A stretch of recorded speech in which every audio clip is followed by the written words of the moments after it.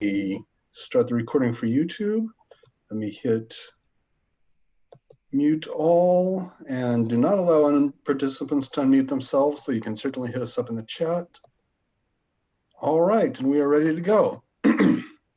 So for folks who don't know, Lit Balm is run by myself, Mark Vincent, and Cassandra Atherton, but it was founded by myself, Mark Vincent, and Larissa Shmailo. And Larissa's here today. And yeah, we're happy to have her here because she doesn't come by enough. She should come by more often. Thank you. Yeah, let me read you her bio, and she's going to read us a poem. Right, Larissa? No, I am going to read you. All right. Larissa is a poet, novelist, translator, editor, and critic.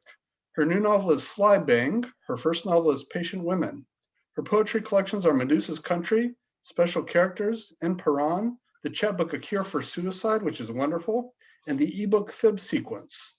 A new poetry collection, Dora Laura, is forthcoming from Salmon Poetry. Her poetry albums are The No Net World and Exorcism, for which she won the New Century Best Spoken Word Album Award. Her work has appeared in the anthologies Measure for Measure, an anthology of poetic meters, Words for the Wedding, Contemporary Russian Poetry, Resist Much, Obey Little, Poems for the Inaugural, Choice Words, Writers on Abortion, and over 30 others. She's the original English language translator of the first Futures opera, Victory Over the Sun, performed at the Los Angeles County Museum of Art and other places in Moscow and Brooklyn. She's edited the anthology 21st Century Russian Poetry from Big Bridge Press and has been a translator of the Russian Bible for the Eugene A. Nida Institute for Biblical Scholarship of the American Bible Society. Her mission in life is to help mentally ill people through writing. Larissa, would you please read for us? Thank you. I would love to read for you, and I'm looking. Larissa, you got muted.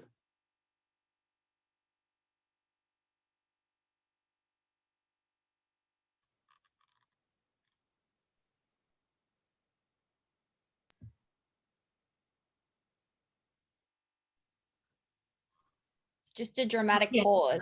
All right. There we go. All right. So that, as I said, that is a dramatic pause before I read. So it's a fantastic show tonight. I'm grateful to be here. Always happy to be with my Lit Balm chums.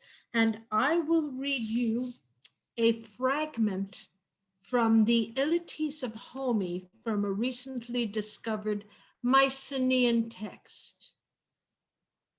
Cythera of the white and widening arse, who stalked strong-lacted on the Bluvian isles, strong-latted lacted of the swaying sword, whose droop in battle was legend, from the Bluvias to the effluvias to the damp and puddly Uvias, a legend God-written of Elera smitten, to wit, her Attic tits, clad of Hephaestus's mittens, Bluvias, where the gold and green and pink and silver and ivory and indigo and carmine and slightly beigeish off mauvish fishes fall to the net, and the bent spent trident of Poseidon, who, green maned, sea stained, and a tad weight gained, also wore Hephaestus's mittens as he made love to Cythera, who looked a bit like Elera, except fatter in the arse. How unlike Merkin the Dorkin, unmittened and unbitten on the shores of Elephantinosus, where the nasty biting poets play in spent bent Poseidon's spray, and here the fragment of the Illities ends. It is my extreme pleasure to introduce Cassandra Atherton, who is an award-winning writer, a scholar of prose poetry, and professor of writing and literature in Melbourne, Australia, where the future is now going on in terms of our time. Her most recent books of prose poetry are Pre-Raphaelite Leftovers and Fugitive Letters. She's currently writing a book of prose poetry on the atomic bomb with funding from the Australia Council. Cassandra co-wrote Prose Poetry and Introduction and the Anthology of Australian Prose Poetry. She is commissioning editor for Westerly Magazine. Please take it away and give us a poem, Cassandra. Thanks so much, Larissa. It's always wonderful to be here on my Sunday mornings. It wouldn't be the same without having all my Zoom friends, and wouldn't be possible, I think, if it was live in person. So I'm kind of a fan of Zoom for that reason. So I'm going to read a poem called Shrine Island, which is part of a long kind of sequence and possibly a zuitsu, which is sort of like prose poems and lists and thoughts intertwined, and yeah, about the different versions of the atomic bomb, specifically the one dropped on Hiroshima. Shrine Island. At high tide, the Tory Gate floats in the Seto Inland Sea. Its vermilion, camphor, and cedar posts rising from the water in a shock of neon. I ask you to take my photo while I stand on the flat rock in a velour pink miniskirt, and years later, it looks like a prayer. We walk to Kakia and I eat too many oysters, tucking their salty creaminess into my cheeks. Later, Sika deer follow you to the ferry, a convoy of spotted bodies and starving Bambi eyes. Outside the village, the island is mostly wilderness. Beyond the radiation zone, glassy particles on the shore betray its proximity to Hiroshima. As misty twilight settles over Miyajima, we make love on an unmade bed in the Hiroshima Prince Hotel. You open the window to let in all the blue. And now it's my pleasure to introduce Mark Vincenz. I love his bio. I'm sure the regulars will join in at points. We should have a bouncing ball with like a sort of a karaoke, but with a bio, because it's so impressive. Mark Vincenz is an Anglo-Swiss American poet, a fiction writer, a translator, an editor, a publisher, a designer, a multi-genre artist, and a musician. He has published 14 books of poetry, including, more recently, Becoming the Sound of Bees, Leaning into the Infinite, The Syndicate of Water and Light, and Here Comes the Night Dust. Vincenz's newest collection, The Little Book of Earthly Desires, and a novella set in ancient China, The Three Taos of Tao, or How to Catch a Fortuitous Elephant, are both forthcoming in 2021 from Spite and Dival. An album of music, ambience, and verse, Left Hand Clapping, is also forthcoming from Tree Torn Records. Vincenz is a prolific translator. He has translated from German, Romanian, and French. He has published 10 books of translations, most recently, Unexpected Development by award-winning Swiss poet and novelist Klaus Mertz with White Pine, which was a finalist for the 2016 Cliff Becker Book Prize in Translation. His translation of Klaus Mertz's selected poems, An Audible Blue, is forthcoming from White Pine. His poems have been published in many journals, all the best ones, including The Nation, Plowshares, The Los Angeles Review, World Literature Today, Raritan, Asymptote, and Plume.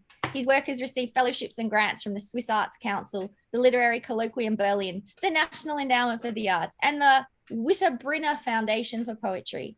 Vincenz is editor and publisher of the wonderful Mad Hat Press and a publisher of New American Writing. He has lived all over the world, from Brazil to China to Iceland to India.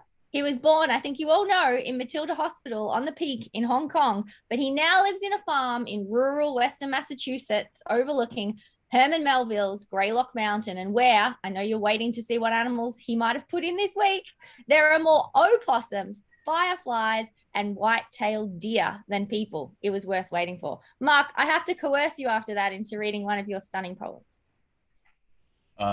Thank you, Cassandra.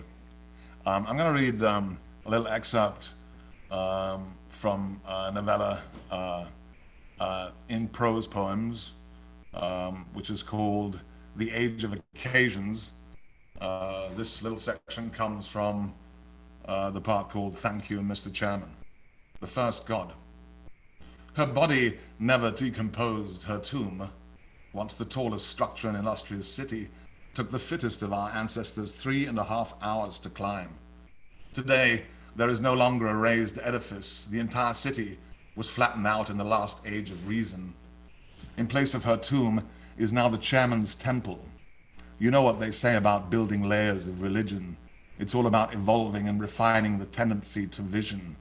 There is a small stone of a female figure cut somewhat crudely that sits upon a plinth in the furthest alcove of the chairman's temple in dark shadows, a spot, I'm told, never receives any natural light. Not entirely forgotten, she still observes the goings-on of the church from afar. Her pointed tentacle is raised upon a large human skull and decorated in gemstones. Think of this as the civilizing of mankind, First Mother had once said. I now understood she hadn't meant that in a literal sense. She meant the civilizing of the vision.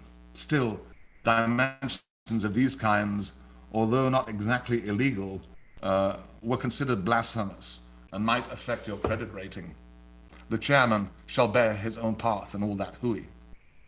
Spontaneously, at the early executions, I said my farewells to Anton and made off as if to work, but actually headed into the inner ring. The tram was overflowing with commuters, most in their office attire. Division of labor, a hot topic these days, was signified by your rank or the color of your work unit, but you could also be gleaned from the way you held your head. Between the two bells, folk could be plucked out like raisins in oatmeal. We were landlocked here among the gods, graves, and idols, our feet planted in the inner shade where the vision flourishes. A small quote in the inner flap of my ministry journal, attributed to the first god, a peculiar anamorphic creature, ancient in voice, deeply set in the mind, and she, a free-flowing soul, pulling all the strands of culture together. Beyond her, in the temple alcove, embedded in the curved wall, were 10 more skulls, the ancestors of the first god, the 10 immaculate stones, not gods in any modern sense, but breathing beings, beings that were said to have entered the heart of earth deep in the magma of time. These, of course, were the most ancient of times, before we had discovered our nether selves. The history of the vision, too, is a complex and lengthy affair involving a mythology of demigods and other fantastical creatures. But apparently, in the first god's first vision, a flood of images lifted her up among the stars, where, one by one, she plucked each of them and inserted them into her mind. The vision of today was a stark relief against the ever-growing skyline. There were no other faces in the chairman's temple, other than that of the chairman himself, whose eyes surveyed every cubicle and nook. Your only privacy was in your toilet, and as a result, those in the illustrious city have the highest credit ratings. The depiction of gods over time is something that has always captivated me. Eyes unto the hills, as the chairman says. A solution to this problem was devised just after the last age of reason, fraught with angst. The ministry and church of earlier eras would crawl toward these delicate matters, examining each citizen as a gemstone, a refractor of light. I could see the platform from here, the capital of Chanchi district. Margaret was waiting under the station awnings. The voice of my first mother came into my head. Be an earth to their son, she had said. We came to a halt. Good folk, said the voice over the intercom. Step in line, exit left if you are visiting the hospital. Please come to the station office for certification of your paperwork first. After the rush had passed, Margaret reached out her hand and we walked down the tracks into the inner city.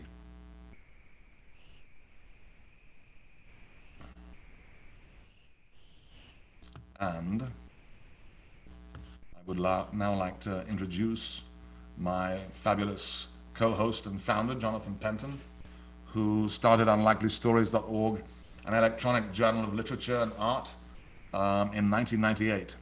Since then, he's lent editorial and management assistance to a number of literary and artistic ventures, such as Mad Hat, the New Orleans Poetry Festival, Rigorous, and Big Bridge. In 2005, he founded Unlikely Books, which publishes 3 to 5 books of poetry a year. He has organized literary performances and performed himself across the United States. His poetry books are Last Chap from Virgin Press, Blood and Seltzer and Painting Rust from Unlikely Books, Prosthetic Gods from New Sins Press, and Standards of Sidity Litfest Press, and the free e-chap Backstories, which you can download from Architect eBooks. I look forward to hearing what you have to read today, Jonathan. Thank you, Mark. So, as the regulars know, I'm not terribly prolific. So what I do most weeks is I read something that we have published or will publish over at Unlikely Stories or Unlikely Books. And right now I'm working on a manuscript by Joel Chase called Fata Morgana. And it'll come out in May of this year. And this is a poem from that manuscript called Home by Joel Chase, and it's in 2 voices. In the loved place, during which one realizes that people with money are the favorite in life's competitions. Keeping wanting, sibling, a goad that practices on you and you can't get rid of. In the loved place, keeping to leave, sibling, what a strange creature, says, stay in darkness, has always got there first and is waiting. Eat, sibling's invitation. In place, elementary realities reveal that they are not confined, that they partake less than the nature of being than that of language, and can compel whatever is beside them to speak of an unforeseeable future. Stay, consume, eat darkness. This is the story in a cave, head encased in concrete. All of it. All right. So we're going to start the main show today, and we are delighted to have a guest MC this week, the fabulous Rodney A. Brown. Rodney A. Brown is a poet, writer, choreographer, and interdisciplinary artist whose work draws on their experiences with AIDS, mental illness, and homelessness. Their writing has appeared in the Journal of Pan-African Studies, and their performances on Black lives and mental health have been sponsored at the Society of Dance History Scholars Congress on Research in Dance and the United States Conference on AIDS. They taught as a choreographer at the university level and attended the St. Francis College MFA program in creative writing. They have released a book of prose choreo poems called Type Scenes, which was published last year by Unlikely Books. That's me. They are currently exhibiting at the Front Gallery here in New Orleans. Rodney, are you going to read a poem for us today? No, I'm not going to read a poem. I'm going to read a story. 5. The Other America. I saw 2 horror films as a child, one in the theater, another on a sidewalk in the Bronx. The first frightened the daylights out of me. The second vexed my spirit. The sanctified and secular were not mixed in our home, so Hollywood films as part of the latter world were mostly absent during my upbringing. Emily, Melrose, and I sometimes watched movies at church. In the basement, and the youth leaders would string a sheet onto the wall, set up a small projector, and play films they felt were appropriate for us, like Little Rascals or any other show with Black children in the cast. They wanted to instill in us a pride in our heritage, reflecting back to us on the screen those who shared our features as a way to affirm us, even if the characters available to us then sometimes reinforced racial stereotypes. Little Rascals, for instance, was ahead of its time in featuring cultural friendships, but the clueless buckwheat with his wildly spiked hair spoke very little, and when he did, he often mumbled incoherently. Church films aside, never once had my mom taken us to see a movie in a theater that changed in 1935, the year I turned 11, though my mother and father had been separated for quite some time by then. They would occasionally still go at it, especially when Dad came to our apartment talking some nonsense. One Saturday during spring, Mom had heard enough and hastened my father out the door. Soon after, she blurted out a sentence that hadn't ever passed her lips. Children, we're going to the movies, she said matter-of-factly. Thank you all. Those are the words of Cicely Tyson. I have the distinct pleasure to welcome Michael T. Young, who's reading next. Michael's third full-length collection, The Infinite Doctrine of Water, was longlisted for the Julie Suck Award. His previous collections are The Beautiful Moment of Being Lost and Transcriptions of Daylight. He received a fellowship from the New Jersey State Council on the Arts. His chapbook, Living in the Counterpoint, received the Jean Pedrick Chapbook Award. His poetry has been featured on Verse Daily and the Writer's Almanac. It has magazine, One, Rattle, and Valparaiso Poetry, REVIEW. Take it away, Michael. Well, thank you very much, Rodney, and a wonderful reading. I just wanted to thank everybody. I just wanted to express my gratitude for being invited to read. Thank you, Larissa, for inviting me a little while ago. And I'm really grateful to be able to read with the co-readers, and I'm thankful for everyone who's here. It's really nice to be able to read together and hear everyone read as well. So thank you very much. And I'm going to read all new work. Most of my readings, I've been reading from my book that came out in 2018, but today I want to just read new stuff. I haven't had a chance to read any of my new work. Some of it's been published and some of it hasn't. It's all over the place, but none of it's in a book. So I want to start off with this poem. I'm a big fan of the Jason Bourne series, the first 3 movies, not just because they talk about identity, but also the questions of memory that come up and redemption and self-determination that are a part of the storyline. And this poem is called Dreaming I'm Jason Bourne. The assassins that keep coming break down the doors in the name of a past I don't believe in. Because I'm not employed, but owned, every fist or gun in my face is a history lesson, instructing me that I don't hold the pen, and there is no tomorrow that's not already scripted by some agency director or aspiring politician.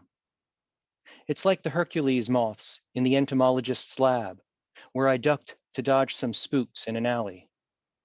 Each one was pinned at the stage the chloroform hit them. All the mystery of the future and its transformations fixed.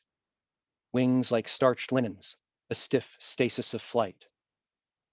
It was after this that I came to a constant admiration for clouds, and was almost caught by an agent near Trieste, where I stood among the crags, watching how they drift and change, and no one can stop them.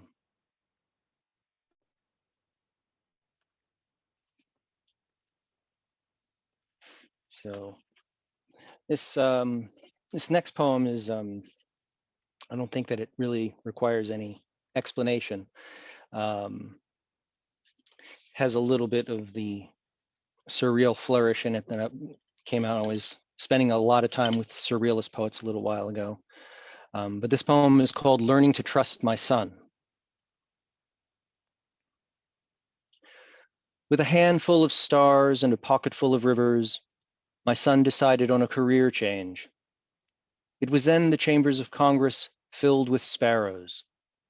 Instructions on how to build nests were mailed to every house, and songs could be heard as if bubbling up from springs in the sidewalks. Laws governing how to stop and go and which direction to take were revised. So even clouds found their way, and glaciers took detours to winter. My son handed me some feathers, and a wind blew through the keyholes. It was then I threw open the doors, and all the river water burst forth.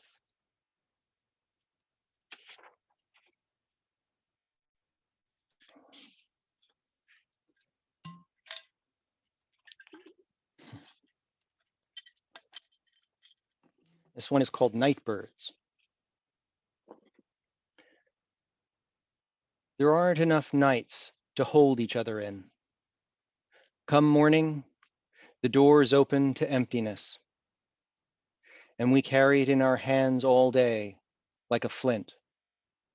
We listen to music that helps us look away. We collect stones and polish them to a shine, recalling how our bodies once sparked. Traveling the long halls toward the dark, we discover that none of them end in the nest of our arms. So we stuff our pockets with feathers, believing that someday we will hear the song of the night birds calling us home.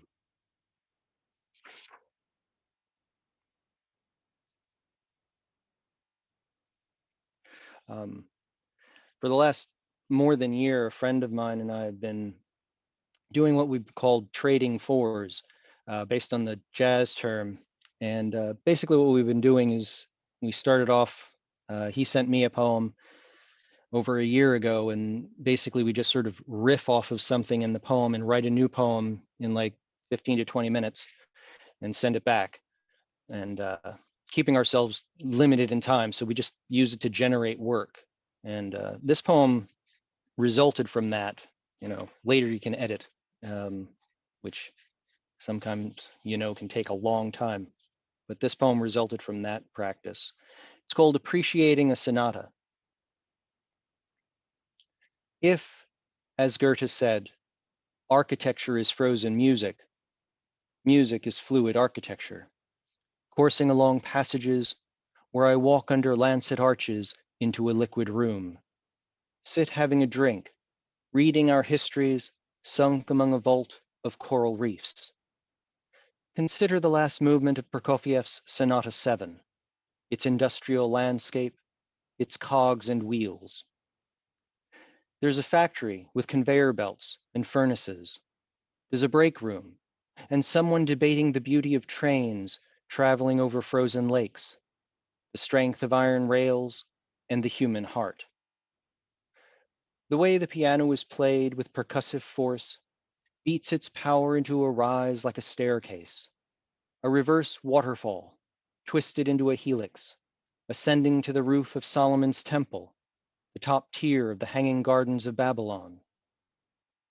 Pausing at the crescendo to take in the view, we come to something like understanding, although there are no particular words for it.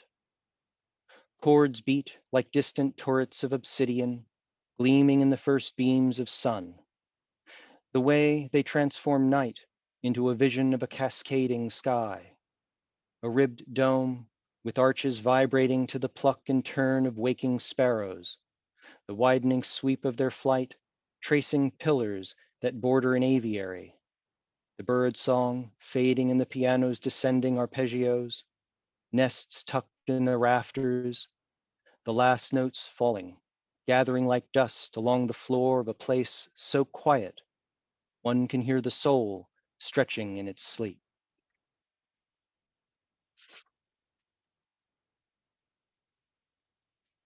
And I'm just going to end with this poem, which I'll say is I'm grateful to Larissa for, because this one emerged from our trading fours that we did a little while ago, and you'll probably recognize it. It's called By Phoenix Fires. Our songs were always of ash, and the warmth and comfort of hugging it to our shoulders. Under its soft shawl, we could feel stubs of our wings where they once beat. As we leaned into the fires, we felt light lick the dark at its edges and crack with pleasure. The taste of wood and the heart of water, the funnels that siphon off the magic from substrates.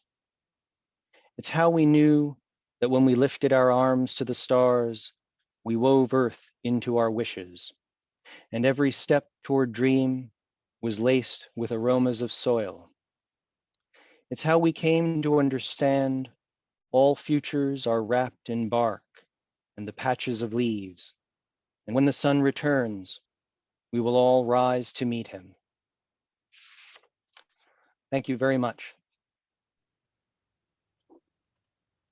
Michael, thank you so much for Thank that, you. for that good work. Let's go to our next poet, Jeannine Ouellette, stress, stress, unstressed, stress, stress, stress, stress, unstressed, stress, stress, stress, unstressed, stress, unstressed, stress, stress, stress, unstressed, unstressed, stress, unstressed, stress, unstressed, stress, unstressed, stress, stress, unstressed, stress, stress, unstressed, stress has a really great program in prison outreach. You should check it out. Jeannine, please take it away. Awesome. Thank you so much. And thanks for having me here. It truly is an honor. I'm going to jump right in. I'm reading a chapter from my memoir, The Part That Burns. This chapter is called Wingless Bodies, and it's in 5 parts. 1, void. My father is not a swan. His bones are not hollow inside his flesh. The spaces between the phalanges of his feet are not spanned by delicate black webbing. My father has never once trumpeted. My father has no air sacs on his lungs. The doctors would have seen these when they cut through his not hollow breastbone to expose and unblock his heart. The idea is use an open artery to make a new pathway. The conclusion is close the original wound. My father's chest was pried open in Florida. Who knows how many curves of the river from Minnesota, where I stood with the phone in my hand as he lay on the table. Minnesota, where my father was born and my mother was born and I was born, with weak lungs and a spine that grew crooked toward the window. Florida is far from the saltless amniotic waves of Lake Superior, far from the sulfur and stench and seduction of this river that flows through our bodies toward the sea, toward the Gulf of Mexico, where my father lives recklessly without air sacs. Air sacs and hollow bones are like life preservers. They keep swans afloat. I have never seen my father float. Partly, this is because he does not care for water. Partly, it is because I have so rarely seen my father, who, unlike a swan, did not mate for life. 2, source.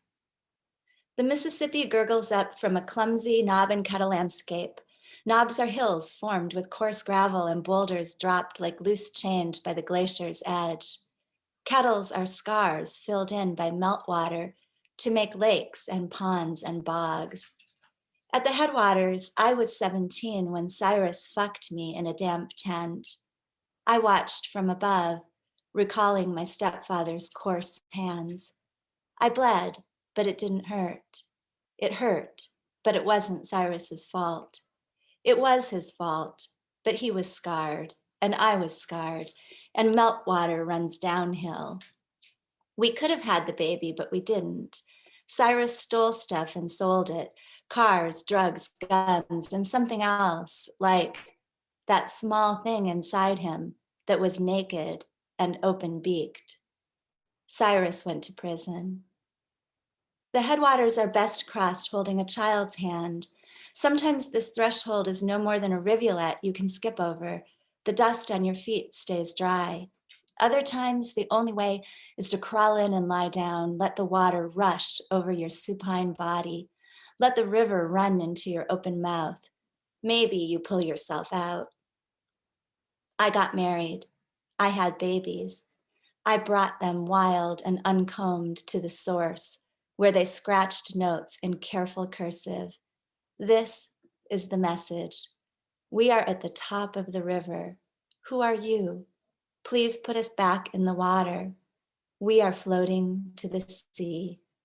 Carefully, they burnt the edges of these scrolls, match after match. Then they launched them in glass bottles toward the Gulf, where the fresh water spills into the brine. 3, dive. This river shapes my words, wears them down, spits them up onto the banks in piles of gravel and heaps of heavy round stones. Sometimes it hurts. I never learned how to sing alone without looking over my shoulder, not even in the shower. If you sing with me, though, I will find you. I will layer my voice on top of yours, inside of yours, like wax pooling in a candle, contained and alive in that column of light. When babies cry, we sing. Our voices pull anguish into melody, float fear and sadness between layers of sound.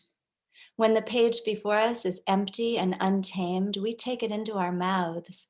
We chew it, fibrous and thick, until we can finally swallow it down. My mom was 18 and smoking true blues when the house exploded. She was with my dad at a party, their newborn across town, maybe asleep.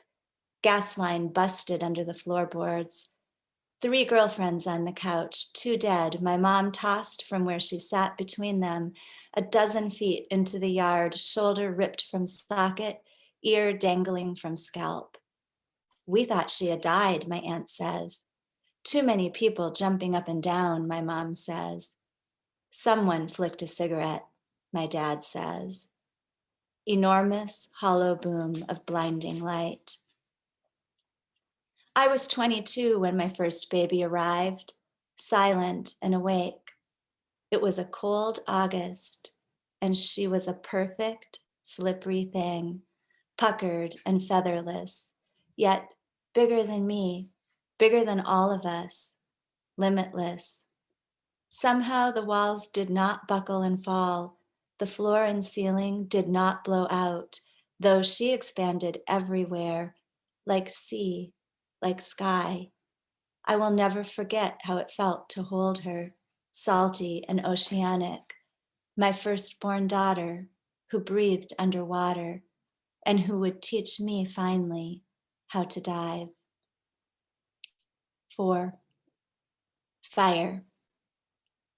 As embryos, regeneration is our default state. We lose our knack for it, though, except for stray parts, arteries, skin, lungs, isolated regions of the brain. Only the liver and severed bits of fingertips can grow all the way back. Even this could be a love story. Burns are slow to heal and can occur with or without flame. Help, I said to my husband, 10 years into the blackening woods. I can't breathe. A wildfire is a large destructive blaze that spreads quickly over woodland or brush, as with divorce. Not everyone needs to breathe, my husband said. Carefully, I struck a match. Adulteress, my husband said. He summoned the god of wind. Our children froze, the light reflected in their eyes. Hide, I said. Watch it burn, he said. In the event that your hair or clothes catch fire, you must drop to the ground, cover your face, and roll to smother the flames. It hurts, I said. Smoldering is a slow, low-temperature form of combustion, as with an aftermath. Still, I love the smell of wood smoke and tobacco. I dream of the cigarettes I smoked in high school, butts tossed into the parking lot, into the river, out of the window of Eva's Ford Pinto, careening down Snelling Avenue, crazy with sun and Madonna's promise of a first touch. Later, hunched over a smoldering coffee can in the basement during the winter of the divorce. 1 trillion cigarette butts end up as litter every year. How many were mine? How many still are? My son is a certified wildfire fighter. Most wildfires are arson, he tells me, on a scorching July night, sharp hook of moon dangling above. Sometimes it's firefighters who do it, he says, so they can earn money when fire season is slow. Fire starting is a felony, but workers need work. The air is hot and wet, alive with the smell of the river and the rising smoke of my son's Marlboro. 5. Horizon. The Arabic language has a word for love, ya abarni. It means, you bury me. This is Brighton Beach on Lake Superior. Today is his first time here, the man I was not supposed to love, but will someday marry, on this exact stretch of shattered volcanic rock, our kids lined up in a half circle. The air will be bright and filled with bees.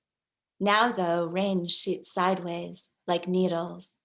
Marathoners limp onto the beach, radiant and broken. At the water's edge, we stand and stare into the mist.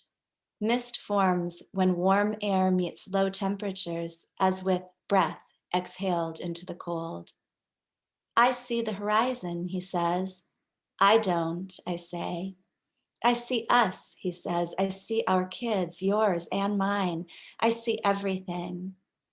Mist creates a visible beam of light, refracting and reflecting from suspended droplets. When you see me, I exist. When you see all of me exists. I am not your father, he says years later on a bad day. But you are, I say. My father, my stepfather, my son. You are every man I have ever known. There is no other way. Okay, he says. I have no taste for piles of small talk. The body knows what it knows and skin remembers. I believe this man when he says he will outlive me so I can die in his arms. This is a message. Fire is not the only lick that scars. I want to burrow under the skin of this world and feel its bready heat. I am at the top of the river. I want to press my crooked backbone against the rocks. Who are you? I want his wingless body, his solid bones. The rest is feathers and ash. Please put me back in the water. I want the imperfect circle of our open mouths, molting like wax through the only artery.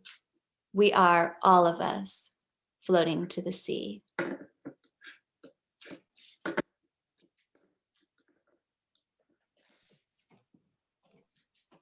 Jeannine, thank you so much. Can you hear me? Is that it? Okay, thank you. That was beautiful. Thank you. All right, next up, it is my privilege to introduce Carrie B Farley, whom I will find and unmute. Ask to unmute. Look at me, I can work Zoom. Okay. Carrie B Farley is currently a restorative justice specialist for Trotwood Madison County Schools located in Trotwood, Ohio. She received her master's degree in human services with school counseling specialization from Capella University in Minneapolis, and her bachelor's degree in sociology and social work concentration from Oakland University in Rochester, Michigan. Her goal in life is geared toward helping strengthen and empower our young Black youth, as well as introduce to some, while rejuvenating in others, the spirit and standard of excellence, where they expect and accept nothing less, not only for themselves, but for others in their lives. Carrie, are you reading poetry or prose, or? Let me hit S to mute again. My apologies. No problem. I actually have a novella that I wrote while I was in high school, and then that kind of led into a series that I started with my second book, Love Changes, and that came out New Year's Day of this year. So I just wanted to read the end of the first book and just the beginning, just a little bit of the beginning of the second one of my new book that's out now. Okay, so the first one is Love Chances. He's gone. That's all that was going through my mind. He was now a heavily laden bullet body being prepared for his home, 6 feet under fresh daisies. 22-year-old Chance Emery Williams was at this point an earthly in existence. To me, he was the best companion, friend, lover, and father-to-be for almost 2 years. Gazing at his corpse through stifled tears, Bria's words came back to me. He ain't nothing but trouble. If only I would have found some way to dissuade his corrupt habits, Chance would not be in this coffin. I had learned that those people who we were worried about that wanted to kill his cousin were responsible for Chance's death. As I snapped out of my gaze, I headed back to my seat. I subconsciously let out a scream so loud, I could not even hear it. I watched, paralyzed, with sadness as his casket lowered into the ground. I would never get to gaze into his light brown eyes, hear his low-pitched voice, feel his muscular arms wrapped around me, or complain about him dripping water all over the bathroom floor. Back at the house, I cuddled Snooky, a stuffed animal he had won for our baby at a carnival. He was so sure it was a girl. Looking at it brought on the tears. I managed a weak chuckle when I thought about what he would say if he saw me crying. He would have said, "You better quit with them punk tears. Dre, I don't know where you got that from." I turned on the radio to relax my mind, but Myron's song Destiny was playing. I started to reminisce back to the last night we were together. Even though I was 5 months pregnant, the night was full of kisses and highly intoxicating relations that reached the most immense pleasure ever erotically allowed in one night. I got into the bed and closed my eyes, hoping the nightmare of not having Chance would go away. Waking up was extremely hard for me. I kissed the pillow, thinking it was his face. He would wake up and kiss me in return, and we would have our bowls of waffle crisp. I will miss his sensuous and deep kisses, wisecrack comments, as well as when he would rub my back when I have cramps. Man, what a lucky female I was to have a husband also so faithful and true. I really hope that Chance is with God, but until that judgment day, I have to wait until the crossroads for a question that I hope will have a positive answer. The sun was shining and would have been Chance's 23rd birthday. I pushed Tania Page Williams out into the driveway in her $1,000 buggy, thanks to her daddy's $1,000,001 gifts, not to mention the bank account he'd already started for her with $500K. I looked down at my little bundle of joy. She looked just like her daddy, dimples and all. Maybe, just maybe, things will be all right after all. I now realize that I have to face the reality that he is gone, not just for myself, but for Tania as well. As soon as I accept this, I can finally end my dirge of ghetto rhapsody. So that's the first book. And again, I wrote that in high school. I'm now 38. And so the second piece is left over from that. And this is The Hangover. "Mommy, can I go over to London's for the weekend so I can go to Smyrna with her and her mom? Garb has a huge sale," asked Tania, Andrea's mocha-colored and deep-dimpled 16-year-old daughter with former husband Chan. The two had just returned to their home in North Buckhead to grab lunch together at Slutty Vegan. "Sure, if they're going to pick you up and bring you back home." Andrea hung up the keys to her 2020 Infiniti QX50 and plopped down on the sofa in the living room to watch some HD TV. "Thanks, Mom, you're the best," she squealed, hugging her mom with excitement before releasing her grip to dial London's phone number on her cell phone. As Andrea saw it, it was not hard to oblige anything that her daughter asked of her, due to the damaging reality that she had to grow up just like her, never a daddy's girl. Nevertheless, Tania Page Williams had been her anchor during the 15 years that Andrea had spent in mourning. Chance Williams, the love of her life, was murdered execution style here in Atlanta, Georgia. There was not a single day that went by in which those memories of how they were and what they used to do consumed Andrea's mind. Upon graduating from Spelman College and more recently becoming a forensic psychologist, Andrea understood that in the realm of grief and loss, severe grief for this long has not been healthy mentally for her. Andrea's Aunt Shelby and Bria, her best friend, would constantly remind her of how important it was for her to let Chance go. The truth of the matter was that although no one would ever be able to replace the void of Tania's father, Andrea also knew that in her decision to not allow someone else again to have her heart was also robbing her daughter of the potential fulfillment that comes with being able to experience a father's love while growing up, while being able to see an example of how a man should treat her.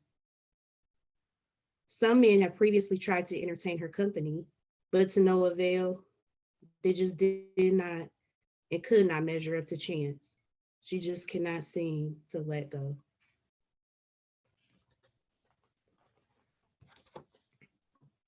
Thank you. Carrie, thank you so much. Thank you for having me. Thank you. All right, next up is Mitchell L.H. Douglas, who has a thoroughly intimidating bio. Listen to this.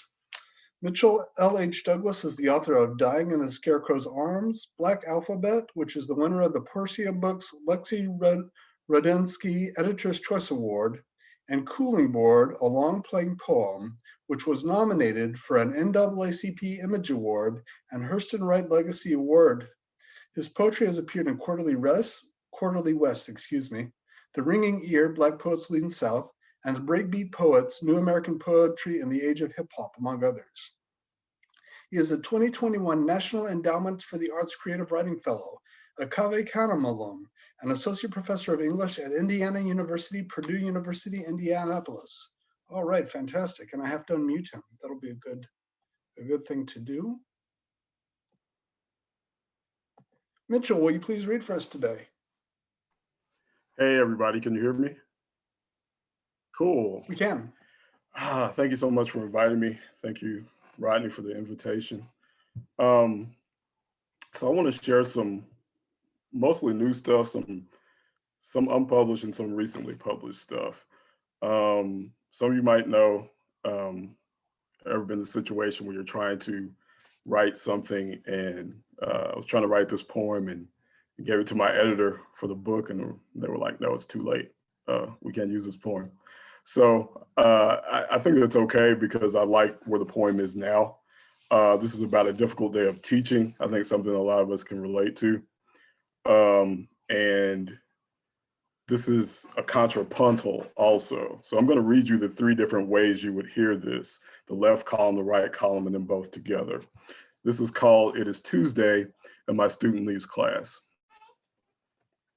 On a small scrap rectangle, she says, a friend died and poetry class is no place. Please. If you say, Professor, my friend is bullshit, can I tell you? Or the canyon in my chest, the exit, that's my friend, the sweet missing. Look, for real, I'm in mourning, okay? Her blood, but not. Try shaking a ghost pang, the blank until your curious eye bends, folding in on itself, a hunger. It is Tuesday, and my student leaves class over heroin, of paper torn to jagged sorry, of an overdose, heroin, for an outburst. Stay. I don't care, just die, this free write about her. Excuse me, I'm sure you see, and the hallway behind me, boring away, she, or it ain't none of your damn business, not her veins, another's, her sour, still, and claw. Try living under empty to origami sky, like night, for familiar notes of light.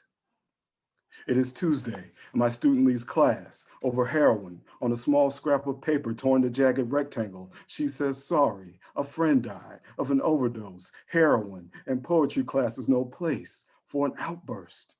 Please, stay.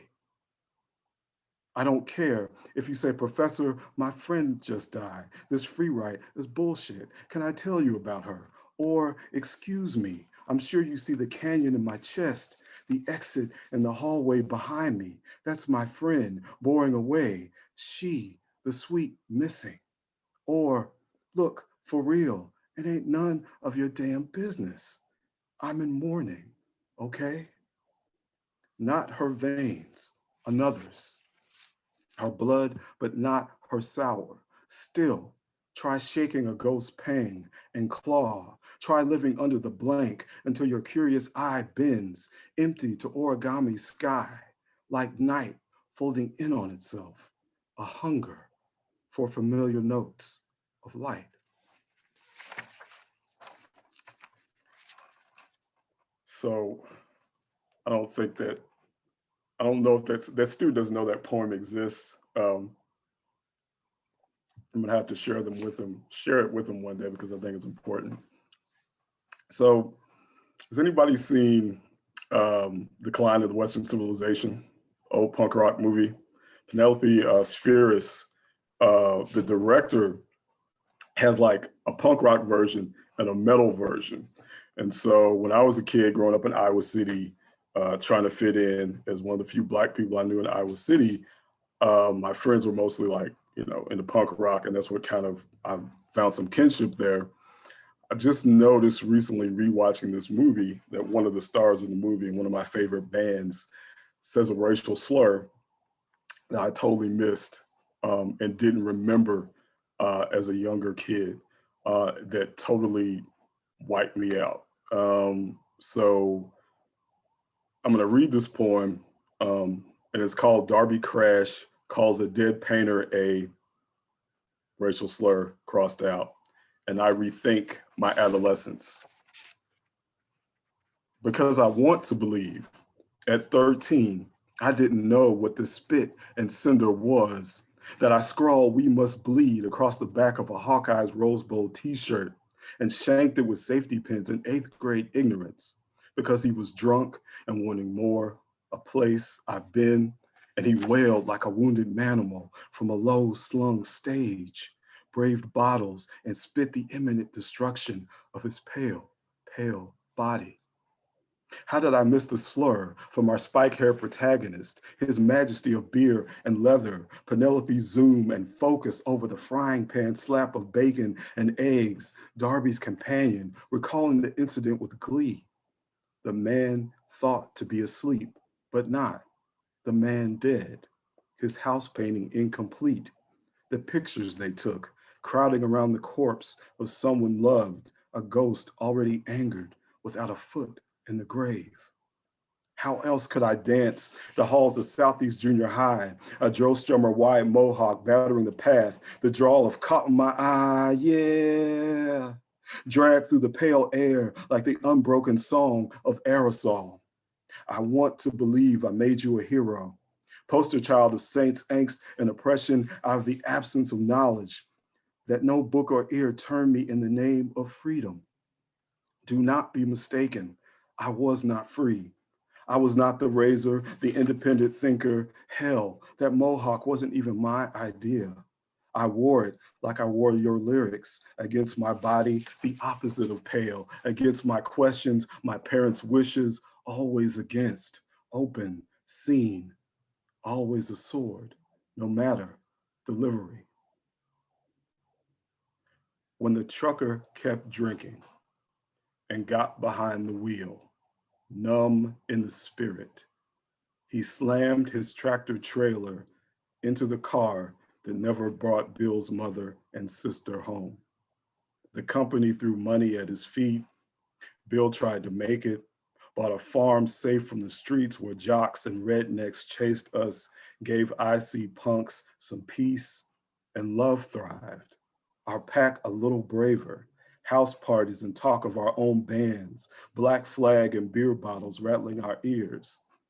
How about a mohawk, Bill said, my scalp laid bare to the breath of winter.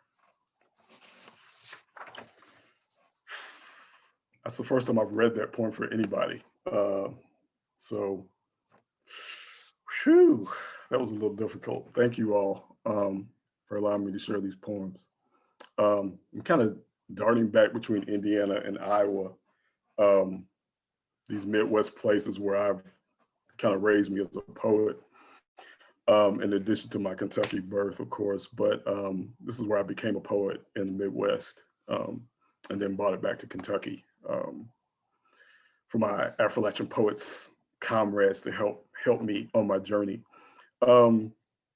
This is a poem about me first getting to Indiana before I started my MFA.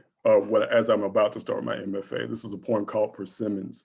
And I should say it is after Philip B. Williams' Spinning Noose Clears Its Throat. If you know that poem, you know Philip's poem is in the form of a noose. This is a concrete poem in the shape of a tree. And this was in the Furious Flower anthology that was recently published. Persimmons. Our state, our comfort, a sweet strange, offered in a pudding by my professor on our first meeting, a cafe on Kirkwood before the start of the semester. Try it, he says. It's a local favorite. I am not local, though I've known poems in states with eyes and enough white skin to make my breath anomaly. So I get the gist quick.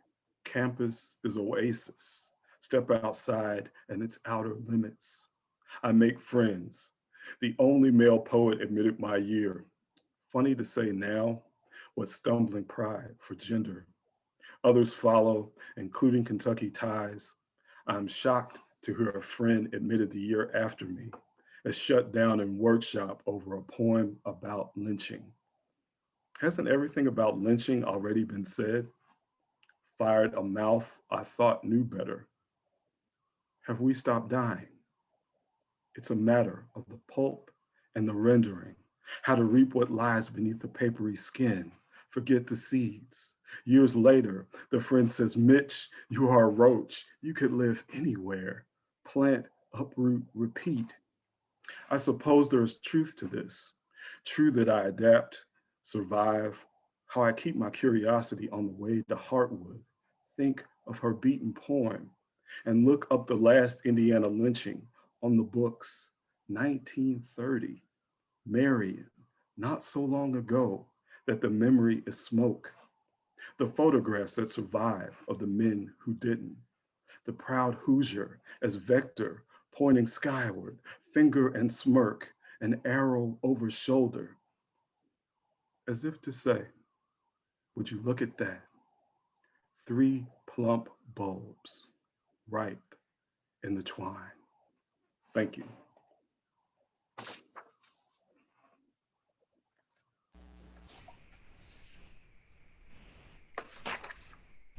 Thank you so much, Mitchell. That was very stirring. Thank you. Next up, we have Nandini Bhattacharya, who was born and raised in India and has called the United States a second continent for the last 30 years.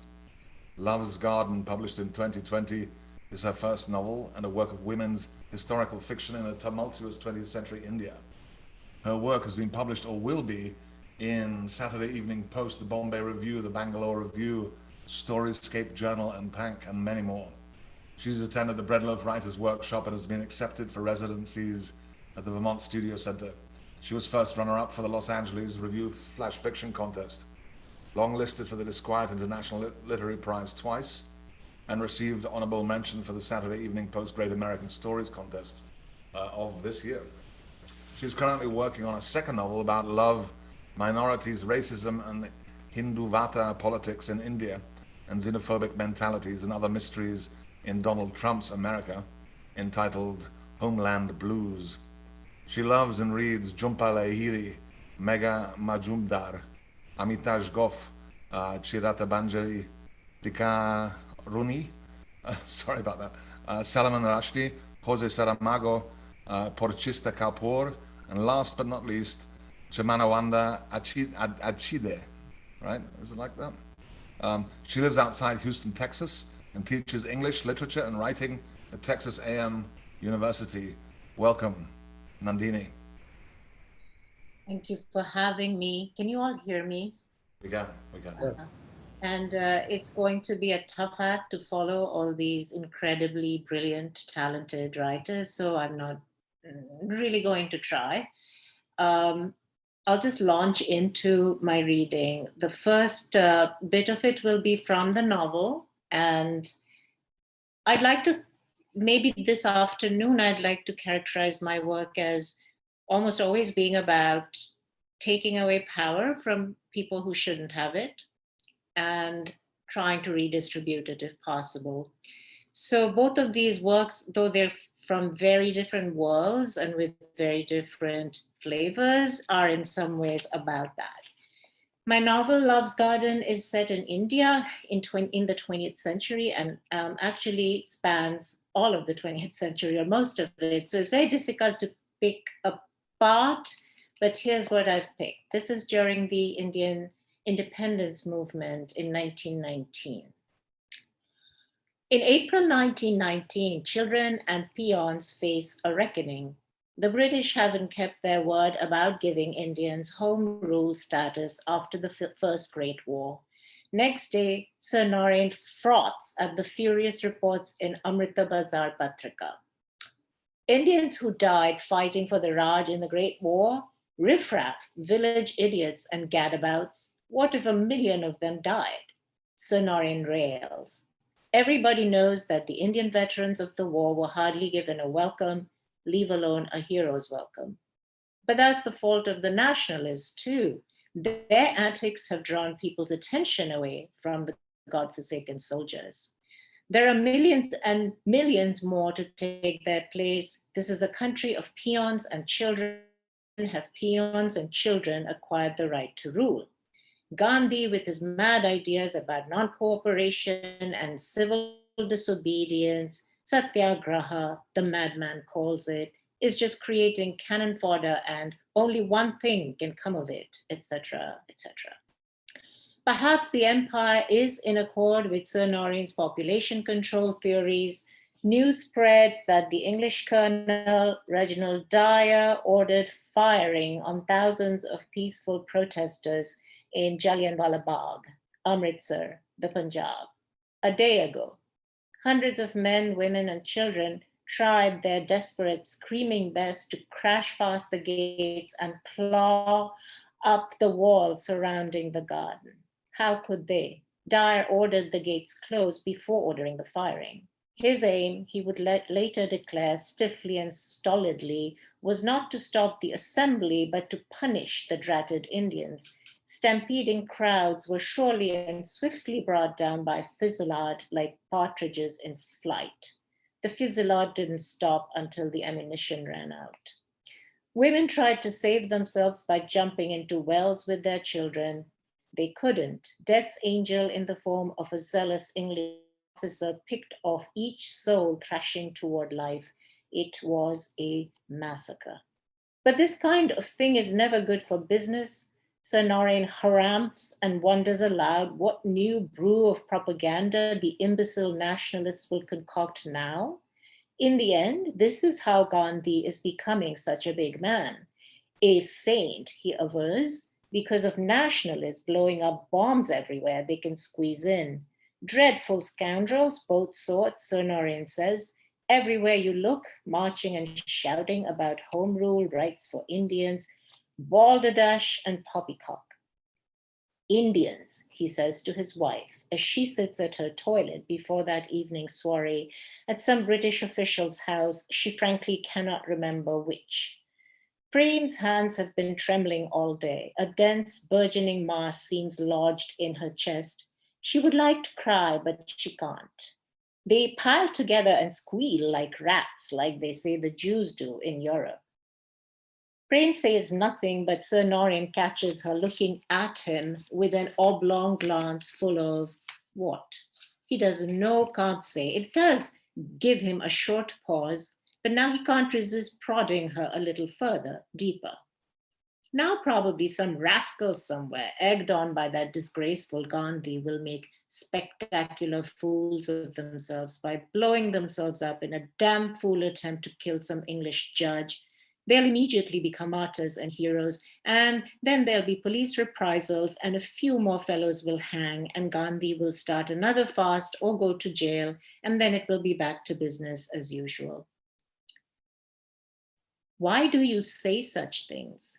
Prem turns and asks her husband. Are you not an Indian? Her steady gaze burns holes in his bravado. Or is it because you want to see how far you can provoke me? Muttering but discomfited, Sir Narain leaves the bedroom to wait in the car for his lady. Born in Murree, Punjab, in the foothills of the heavenly Himalayas, Colonel Reginald Edward Harry Dyer ordered repeat firing on the folks he grew up among, but clearly considers dangerous. At his court-martial, he says he ordered the firing because conditions in Punjab are incendiary. People don't understand, he says, how bad things are. India does not want self-government, he will write soon afterwards. She doesn't understand it, he will assert.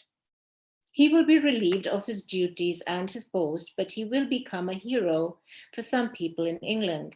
The man of the hour who knew what to do, dying in Longford Ashton a decade later, a venerable burgher padded up by the 26,000 British pounds sterling sympathizers and subscribers raised for him after his disgraceful dismissal from service. He will admit he still doesn't understand what he did wrong and will rest his appeal in the court of his maker.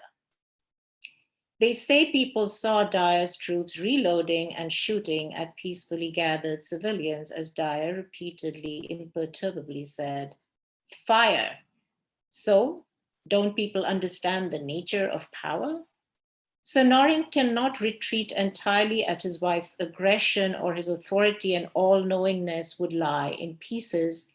During the car ride towards profit and pleasure, he resumes chuckling about the idiocy of grown men who pretend they aren't so and go around acting like schoolboys, chanting slogans, lighting fires, sulking in corners, refusing food. Hogwash and populism, Indians all squealers and con artists. Maybe you don't understand the people, Prem counters coldly. The people don't matter, Sir Norrin retorts. The people are a bunch of sheep. If you had had any real education, you would have known about Thomas Malthus, who thought population control was a great idea. And what better way is there to achieve that but to mow down a few thousand heads that deserve it? Though she is stunned, though she feels that her heart will one day hammer out of her trembling small frame, Prem says, "Well, you see, you married me and brought me here to your dollhouse, so I really didn't have a chance to get a real education. And by mowing down a few thousand heads, presumably you mean shooting hundreds of defenseless men, women, and children in the back."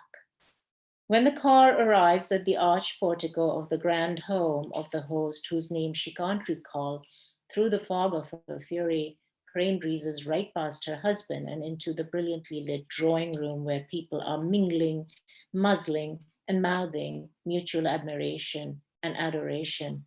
And suddenly her tears overflow and she has to hurry past the guests to have her cry and powder her face in the toilet room.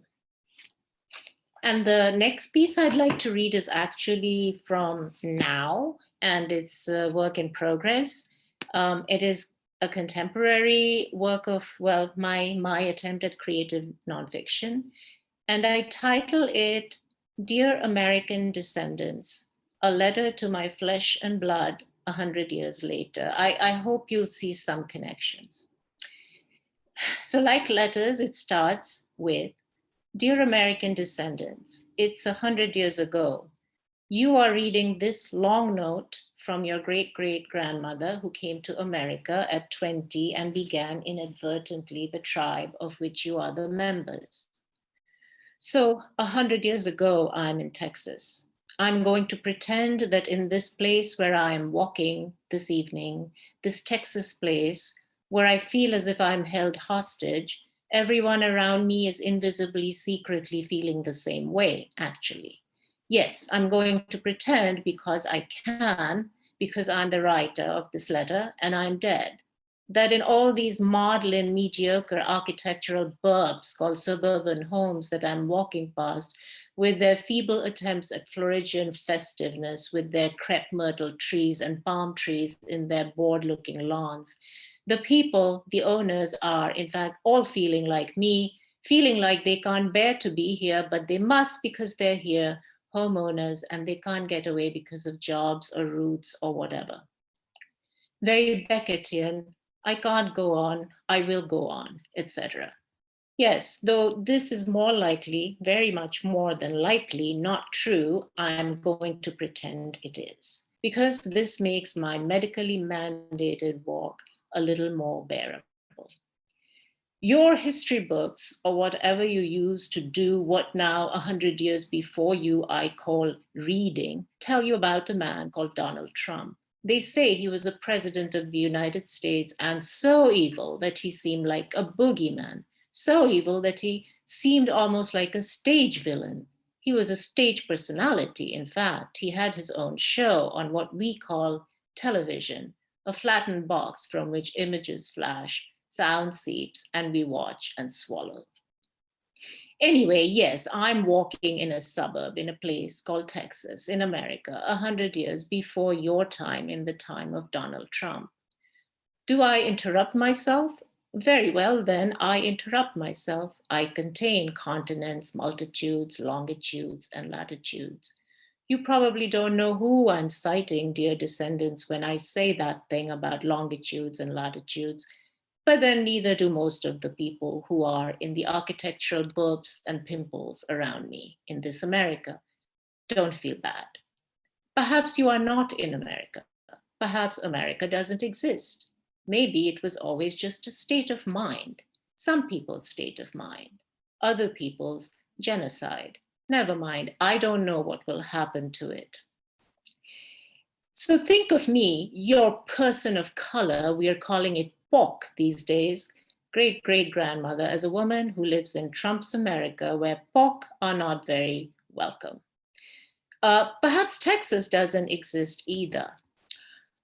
As you will know, I live in times when we aren't sure the planet or humans will survive. It's kind of like a fight to the death nowadays, one might say, between the earth and its people, because we've been hurting the planet for so long that the planet, tired at last of it all, may have decided it's time for us to go. Some people are thinking about going to Mars, kind of a classic fight or flight response. We've ruined our goodwill, maybe losing the fight to the death, and so now we might want to flee. We'll go to Mars and trash it too. Sometimes I try to see your faces. I try to imagine what you will look like.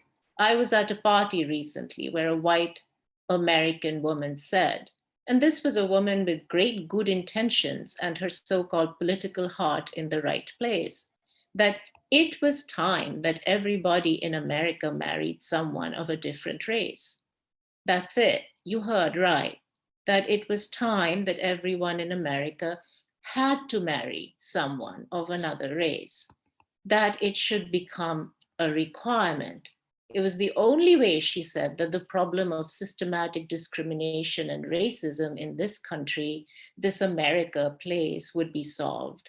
She didn't say whether this would be something like a mandatory federal law or a program enforced or enjoined upon resistant or reluctant or recalcitrant populations of POC. She didn't say if this would mean that a POC like me would be required or compelled to marry or mate, I suppose is what she really meant, someone of another race or another kind of POC. She didn't elaborate. But I realized that that was what some people, even people who hate Donald Trump, are thinking, that they'd have to marry us to lift us POC, out of our misery, our abasement. Nice of them, isn't it?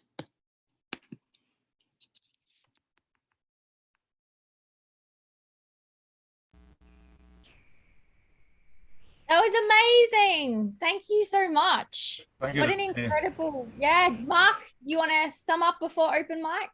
I will. I'd like to thank all of you for joining us today. This was a fantastic show. First off, thank you, Rodney, for your enlightening bios.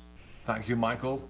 Thank you, Jeannine. Thank you, Carrie. Thank you, Mitchell. And thank you, Nandini. All very powerful work. We will miss you, but we will follow you. Thank you for having us. And let me tell you a little bit about what's happening in the next upcoming Lit Balm shows. So next weekend we won't be around. We're all recuperating from this weekend. But on March 13, we'll have a special show called Rooms and Spaces, which includes the poets Holly Iglesias, Roger Kamenetz, Paul Hetherington from Australia, and Jane Monson. On March 27, we have Lynn Hajenian, Jeff Friedman, Lynn Andrews, and Zavina Orosky. On April 10, we have Singapore-connected authors, including Rachel Blau Duplessis, Marilyn Tan, George Sitches, Ranjit Hoskote, with guest MC Alvin Pang, and many more things to come. Thanks so much for joining us tonight, and I'm going to hand it over to Cassandra for the open mic section of Lit Balm. Yeah, don't go anywhere. Open mic is always so great on Lit Balm. We always have amazing readings, and it's nice to kind of see a different set of people read alongside our commissioned people. So first up, we have Diane K Martin, who I believe is a Mad Hat author, which means she's automatically going to be fantastic. So can I get Jonathan to you to unmute Diane so we can hear her read first for us? Diane, take us away. I think I'm unmuted. So I'm going to read a poem about something that happened on the Sonoma coast on January 5th. It's called At Blind Beach on the Sonoma Coast. This is the beach where the family died. The water took them. First the girl. I see it happen over and over. They weren't looking, they were playing. Then the boy swept away over and over. They weren't looking, they were tired. The waves took them, the water dragged them down. The waves washed over them, the water churned. I see it happen over and over. Then the father dove in, grabbed the boy, had him, no, only a jacket, over and over. The waves foamed, a high lather. The ocean took them. I see it happen over and over. The woman fell to her knees, but wasn't pulled under, hauled the man out of the water. He wasn't moving, he wasn't breathing. Rescuers tried mouth to mouth over and over. He wasn't moving, he wasn't breathing. The Pacific claimed them. The water took them all. I see it happen over and over. I would not watch it on TV, a true life docudrama. I'd go to the kitchen, make tea. They are gone and the tide recedes, the scream silenced, the rescuers go home. I cannot leave. I see it happen over and over. Wow, that was amazing. The repetition was beautiful, but I think you had me at the first line, which was, this is the beach where the family died. So beautiful work. Thank you for sharing it with us today. We have two more people in open mic. The next person is Harvey Sauce, who has been in our chat. I'm sure you've seen it, but Harvey, can I get you to unmute and read for us, please? Okay. Just a couple of things, if I may. In the chat, I posted a reference to a series that I host, Artful Dodgers Poetry, the next event of which will be an open mic next weekend at 4, next Saturday at 4. The Zoom link is in the chat, and as is my, I believe, my email address. I would invite you all to join us. And Jeannine, I'd like you to read for us as a feature. This one is a two-part poem referencing Manifest Destiny, which essentially was the westward expansion of America in the 1800s. Both poems reference Truckee, who was a chieftain, I believe, of the Paiutes, who was friendly to those passing through, as others were not.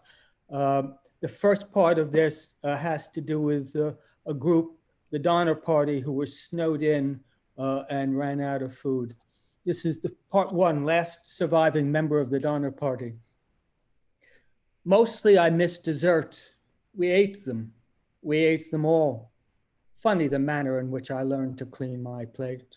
I was only a child, remember. At that age, I should have been feeding on mother's milk, not on mother and brother, on Eddie or foster kids at Truckee, now renamed Donner Lake. Certainly they didn't smack of chicken, as some have claimed. Sinewy and hard as the frozen ground they died on, snowed in.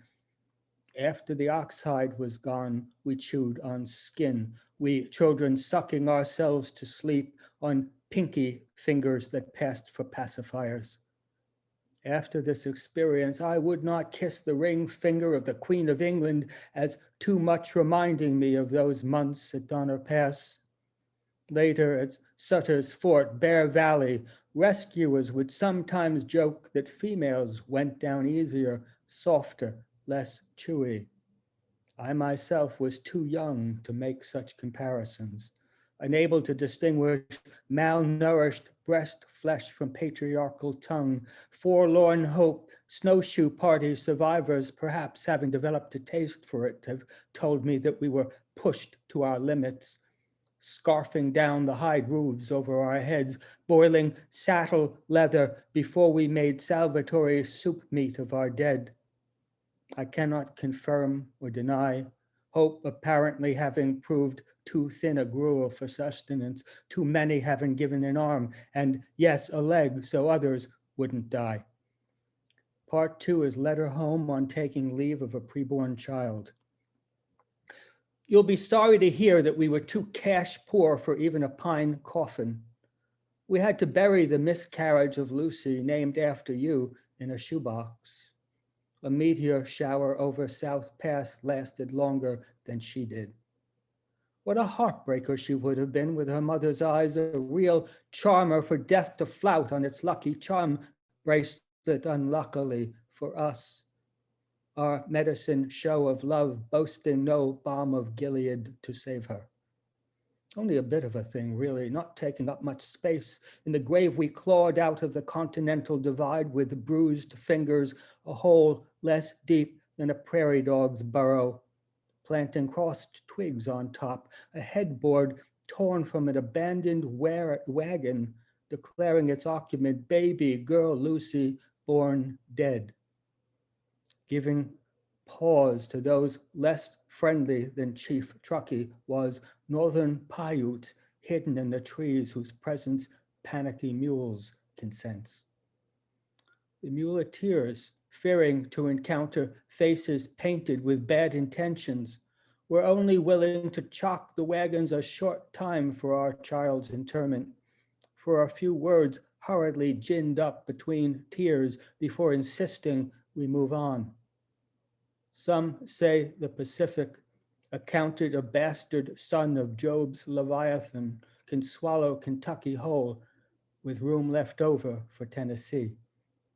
I think we have already lost too much, unforewarned by God or man that our westward journey might impose such a toll. Thank you. Wonderful. Thank you so much. That was really moving. And probably after the first one, I might have to delay my breakfast, but it was amazing. Thank you so much. And our lucky last person is Stuart Ross. So Stuart, are you ready to dazzle us with some words to finish our Lit Balm open mic today? Dazzling's a tall order, but I'll read a poem. Oh, I think you're up for it. Thank you so much. I really appreciate being able to be part of this. In these weird times. I'm gonna read a song, I'm gonna read a poem, prose poem about the shopping mall that I hung out at when I was a kid in the 60s and 70s, which was Yorkdale Shopping Center in Toronto, the first indoor mall in Canada. It's from my book, Motel of the Opposable Thumbs. The food court. You could get anything down there in the food court. Egg rolls and chicken balls, spaghetti, banquet burgers, pizza with pepperoni, tuna sandwiches, souvlaki. It was like you had the whole world at your fingertips, my dad used to say. You could travel from continent to continent without ever getting on a plane. So Murray and Ken went down the escalator first because I was moving slower since my arms were full. I was still near the top when they reached the bottom, and I saw them step out into the food court and look around, their eyes wide. On the escalator, which was moving stairs, you could just stand there, not moving your feet, and then you would be downstairs. But I guess the problem was I was a bit impatient, eager to catch up to Murray and Ken, and I took a few steps down and stumbled a bit, and I dropped everything. I watched it all bounce down the moving stairs of the escalator, my book bag, my records, and my dad's wooden coffin. Murray and Ken heard the racket and saw all that stuff coming down and me regaining my balance and running after it. The people in the up escalator stared at me as they went past. When I caught up, Murray and Ken each had one end of my dad's coffin. They flipped it. It had landed upside down. I always drop that, I told them. Murray put my records and my book bag on top of the pine box, and we wandered from one food booth to the next. Ken got a tuna sandwich, Murray got souvlaki, and I got spaghetti, which was also my dad's favorite, which was probably why I got it. I showed them my records while we ate, and Murray grabbed the Linda Ronstadt one from my hands and looked at the cover where she was sitting on a bale of hay with her guitar and wearing a bonnet. "She's so beautiful," Murray said. "I hope I get a girl like that." Thanks. That was amazing. I loved that. It just made me hungry again. So that's a good thing. But what a great reading and a fantastic way to end Open Mic. Thank you so much for sharing. And I don't know which one of my Lit Balm buddies I will throw to, but Mark generally has kind of something quite philosophical and warm and fuzzy at the same time to end. Always looking pressured now. Mark, have you got some final words? I am. I'm super pressured. What I'm going to say tonight is that was an amazing mix of different voices from all over the planet, and it was very inspiring. Thank you all for being here. Let's do it again next time, March 13, and lots of love and poetry from me, and I'm sure from Cassandra. Look at that flower in her hair. And John, I'll be back. Any last words? No, come to Rooms and Thanks so much Spaces. for coming, everybody. It's fantastic. Okay, guys. Yeah. Have a good night. Yeah. Thanks again. Bye-bye. Cheers. Good night, everybody. Good night, everybody. Thank you.